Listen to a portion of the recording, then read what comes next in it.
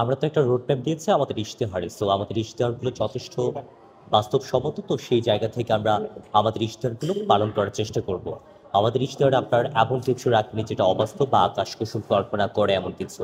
আমরা তো আমাদের ইশতেহারে বলিনি যে আপনার সাভার থেকে বা নারায়ণগঞ্জ থেকে আমরা প্লেন দিব, সেই প্লেনটা আপনার সেন্টার ফিল্ডে এসে ল্যান্ড করবে। আমরা এমন কিছু রেখেছি যেটা ১ বছরের মধ্যে আপনার বাস্তবায়ন সম্ভব। আমরা সেভাবে কাজগুলো করব। আমরা চাই এখানে আমাদের বিভিন্ন কালচার, বিভিন্ন ধর্ম, বিভিন্ন চিন্তাধারা যাতে এখানে প্রতিফলিত হয়। সবাই যাতে স্বাধীনভাবে তাদের নিজস্ব মতাদর্শ, চিন্তাধারা যাতে আপনার পালন করতে পারে, সেভাবে কাজ করতে পারে। আমরা সেরকম একটা ক্যাম্পাস চাই।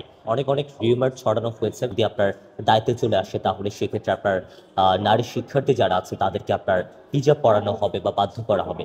যদি সেরকম হয় তাহলে আমাদের প্যানেলের যিনি জুমা আপু আছেন তাকেই আমরা প্রথমে বাধ্য করতাম, তাই না? তিনি আমাদের প্যানেলে তার মতো করে তিনি চলাফেরা করছেন, তিনি স্বাধীনভাবে কাজ করছেন। তিনি কোনোভাবেই না। এবং আমরা সবার সাথে কাজ করতে চাই। যে আপনার হিজাব পড়তে চান, নিকাব পড়তে চাই, তিনি তার মতো করে পড়বেন। যিনি ওয়েস্টার্ন পড়তে চান তিনি তার মতো করে পড়বেন। আমরা কারোর স্বাধীন এই পোশাক থেকে শুরু করে কারোর চিন্তাধারায় আমরা হাত দিতে চাই না। আমরা হাত দিতে চাই আমাদের বিশ্ববিদ্যালয়ের উন্নয়নের ক্ষেত্রে আমরা হাত দিতে চাই আমাদের অধিকারের প্রশ্নে।